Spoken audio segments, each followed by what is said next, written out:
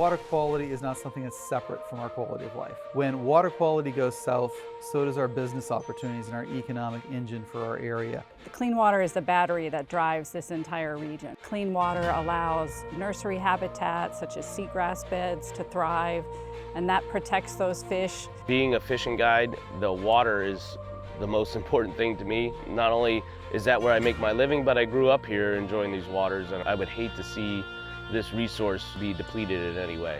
That's my #1 reason for my participation in the RedSnook. RedSnook has been the key funding driver for a lot of our very important policy work in the area of water quality. The combination of science and policy, and then you add that the education piece that we have the capabilities in, RedSnook has been pivotal in funding those priorities and also engaging with the angling community to work together to solve these problems.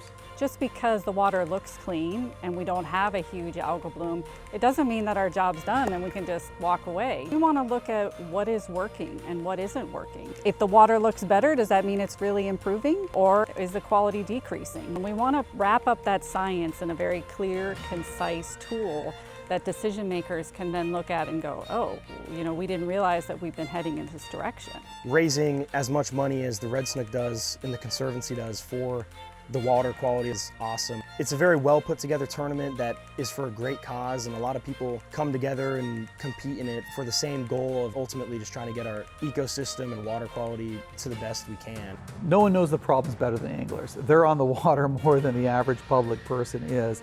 And so it's a natural connection because anglers understand, ecologically speaking, what's going on in those ecosystems because they're out there enjoying the resource. And so I think when conservationists and anglers can come together, it's a very, very powerful team because we both love the same resource and we're both fighting to protect it so that we can enjoy it for today and for the future. The RedSnook Catch and Release Tournament is the premier event to fund the fight to protect our water quality in Southwest Florida. So everyone that's involved in the RedSnook is part of the solution, and that's what matters most. The money that's raised through this tournament is obviously put back into the places you're fishing and the places you love. So it's win-win. You get a competitive aspect of it, and then you also get to ultimately give back to this resource that we're all lucky enough to take part in.